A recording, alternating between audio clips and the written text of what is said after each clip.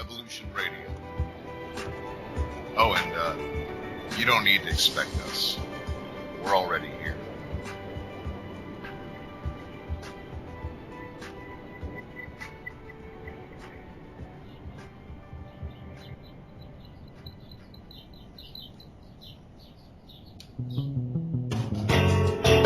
Hi everybody, it's me, the Fetch, host of Inside the Eye Live. Before the Sunday mainstream media political pundit talk shows, there is Inside the Eye Live, where we break down some of the weekly mainstream media talking points before the talking points even get aired.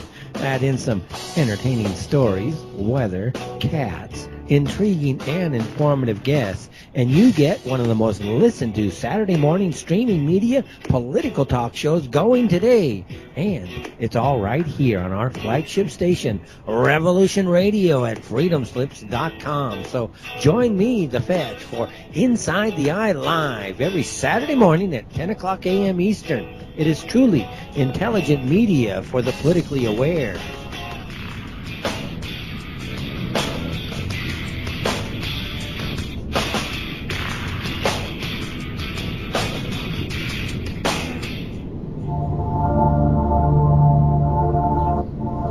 Welcome to Sacred Matrix, a divine paradigm of love and universal consciousness, with your host, Janet Kira Lessin and Dr. Sasha Lessin.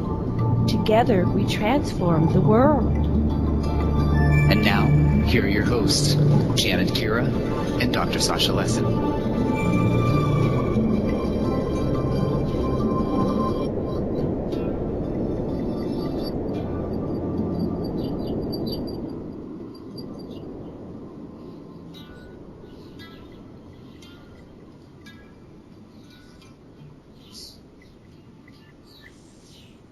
Hello, everyone, and welcome to the Sacred Matrix on Revolution Radio at freedomslips.com. And I am your host, Janet Kira Lessin, with my co-host, Dr. Sasha Lessin.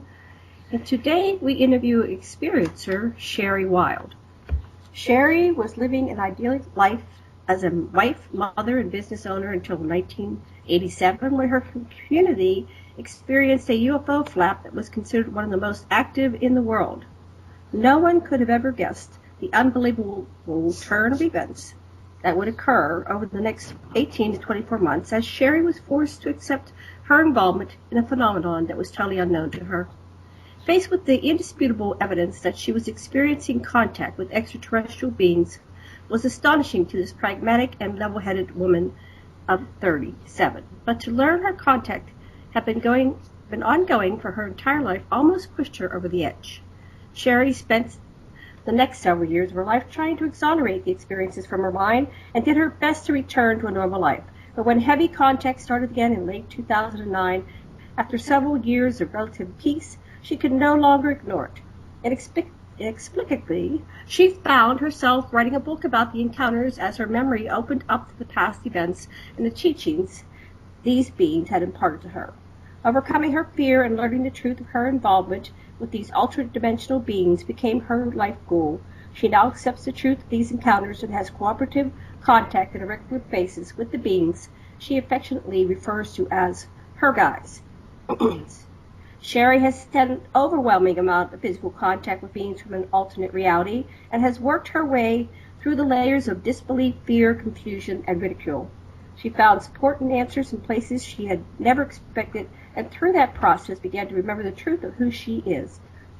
And she's going to do a lecture, both Contact in the Desert, which is a conference coming up next weekend, and Alien Cosmic Expo, which is in the end of June in Brentwood, Canada, Toronto. Let's see what else. So she has a book called The Forgotten Promise. We're going to talk about that. Dr. Lessin, what would you like to say before we bring on Sherry? Well, just it's apparent to us from interviewing people like Sherry that certain people have been chosen as ambassadors for beings that have our welfare in their hearts, and so we've got a lot to learn. And Sherry, I too am a lifelong contactee experiencer, and I've had overwhelming amount of contact, so this is going to be a very interesting show for me especially. Welcome to the Sacred Matrix, Sherry Wilde. Thank you. Hi. Nice to be here. Hi.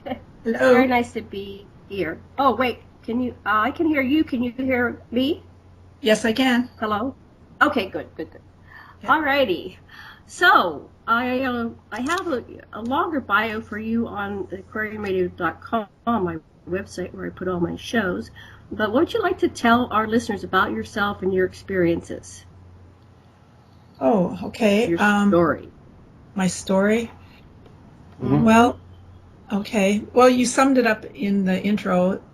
I've had contact since I was a little girl, and I didn't know about it. It was hidden from my conscious awareness until 1987, 88, when we had the UFO flap in my community. And that's when the Center for UFO Studies out of Chicago came to Wisconsin, and they did the investigation. And I connected with Don Schmidt, who Don is also going to be at Contact in the Desert. He's now a best-selling author, and he's an expert on Roswell and Area 51. But at the time, back then, he was co-director. He was co-director of the Center for UFO Studies in Chicago, and they did an intensive investigation of all the activity up here. And we met, and he convinced me to eventually allow them to put me under hypnosis to tap into some lost time that I had had.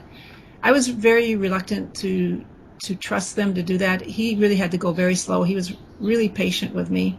I didn't know that there had ever been anything called alien abductions. I had never heard of that, and I didn't have an opinion about UFOs. It wasn't an interest of mine. It was very bizarre when this all happened to me. I'm Capricorn, and I'm very level-headed and very pragmatic, and the idea of aliens coming and kidnapping a person was just too far out for me to even consider. But he finally convinced me to let them be the ones to regress me, because what he told me was, after he assured me that they could not lead me, because that was my fear. My fear was that they could go looking for the abduction experience, this crazy thing they called the abduction experience. I was afraid if they were looking for it, they could, under hypnosis, they could somehow influence me to have those kinds of memories. But I learned about hypnosis. I learned that's not at all how it works, that in fact you have to you actually go to a place where you are very truthful and honest, and they can't make you say something that isn't real for you. So they used Stanley Mitchell, who was president of the American Hypnosis Society, and he's the one who developed battlefield hypnosis. He was an excellent guy. And under hypnosis, when I recalled what happened to me during the 2 hours of missing time they were investigating, it was life-changing. And as I write in my book, the person that I was when I walked into that office that day in Chicago and the person who walked out were two different people. I was just never the same after that. What you remember? I remembered they investigated a time when I was 17 years old, and because I had 2 hours of missing time, and I'd had a lot of anomalies in my life, a lot of pieces of puzzles that didn't fit together, but we focused on this event, and because there were a lot of witnesses. And so under hypnosis, what I recalled was driving my car down a road and having the car stall, and just the engine just cut out at the same time that I saw four men standing in the road ahead of me. One was down in the ditch, kind of, and one of the guys walked out into the middle of the road, which I thought was weird. I was trying to pop the clutch and trying to start my car, but I kept my eye on him because I didn't want to run him over. And he stood right in the middle of the road, and he put his hand up, and I thought, what an idiot. But my car rolled to a stop right at his feet, and he said my name. He said, "Sherry, we've been waiting for you." And that absolutely terrified me. And I remembered some of this consciously, but I could never get a fix on the guy's face. And so I had the 2 hours of missing time, exactly 2 hours of missing time. And when we decided to investigate it, I was a little bit disturbed about the whole thing, because I knew that I had 2 hours of missing time and that my car had